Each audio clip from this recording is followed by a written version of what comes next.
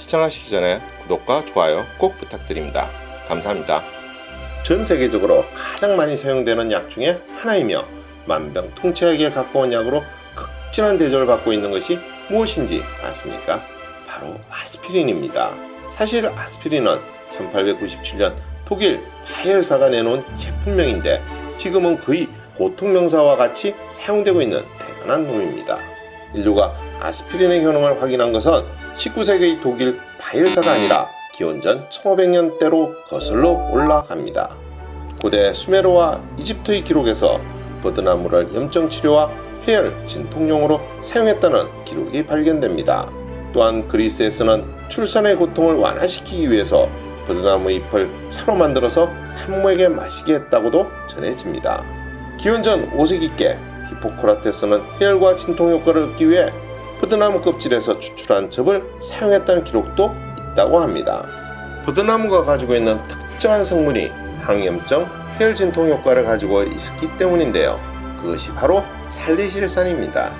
그래서 버드나무 껍질과 이파리, 말린 껍질의 가루 등이 다양한 용도로 사용되어 왔습니다. 우리나라에서도 버드나무를 사용한 기록이 있습니다.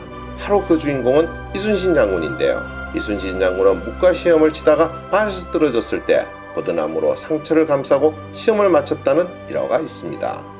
화학과 기술이 발달하면서 버드나무 안에서 실제로 이러한 효과를 나타내는 살리실산이 추출되어 약품화에 성공하였는데 이것이 바로 아스피린인 것입니다. 그리고 아스피린 개발의 주역은 펠릭스 호프만이라는 29살의 젊은 화학자였습니다. 그가 아스피린을 개발한 동기는 아버지 때문이라고 합니다. 그의 아버지는 만성관절염 환자였고 당시 독일에서는 민간요법으로 천년 살리실산이 특효약으로 널리 이용되었는데 이는 독성이 강해 위출혈을 일으켰습니다. 그의 아버지 또한 이로 인해 만성위궤양으로 고통을 받았고 소화기 출혈 현상까지 보였다고 합니다. 당시 진통제 개발팀에 속해 있던 호프만은 그런 아버지를 위해 회사 실험실을 이용 수많은 시행착오를 거친 끝에 천년 살리실산의 부작용을 최소화할 수 있는 것으로 1879년 8월 10일 살리실산에 아세틸기를 붙여 만든 아세틸 살리실산을 만드는 데 성공하였습니다. 그리고 1899년 바이엘은 새롭게 개발한 아세틸 살리실산에 아스피린이라는 이름을 붙이고 상품화하였습니다. 그런데 여기에 흥미로운 뒷얘기가 1949년 아르투로 아이헨그린에 의해 주장되었습니다. 그의 주장에 따르면 펠릭스 호프만은 자신의 지시를 따라서 합성을 진행했을 뿐이고 실제 아세틸 살리실산을 발견한 것은 자신이라는 것입니다. 그는 이를 뒷받침하기 위해 자신의 연구 노트를 비롯한 다양한 자료를 증거로 제출했고 이러한 주장과 증거들이 받아들여져 지금은 아르투로 아이헨그린과 펠릭스 호프만이 공동 발견자로 인정받고 있다고 합니다. 그러면 아르투르는 아스피린이 개발된 지 60년이 지나서야 자신이 개발한 것이라고 주장한 것일까요? 이유는 그가 유대인이었기 때문이라고 합니다.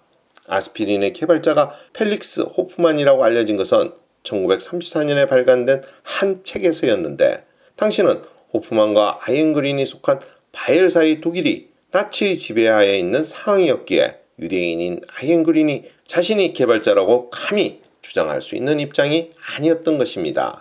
결국 전쟁이 끝나고 4년 뒤인 1949년에 이르러서야 한 화학 전문 잡지에 기고한 글을 통하여 실제 아스피린의 발견 과정을 밝힐 수 있었다고 하는군요. 1970년에 들어서는 아스피린이 체내에서 약효를 내는 과정이 밝혀졌습니다. 발열, 통증, 염증의 원인이 되는 프로스타글란딘이라는 물질의 생성을 아스피린이 억제한다는 사실을 입증하게 된 것입니다.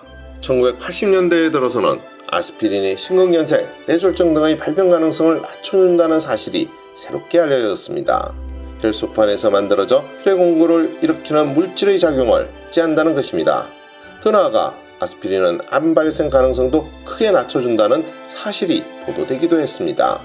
1995년 미국 하버드 의대가 12만 명을 대상으로 한 조사에서는 아스피린을 최소 10년 이상 장기 복용한 경우 결장암에 의한 사망률이 44% 줄었다고 했습니다.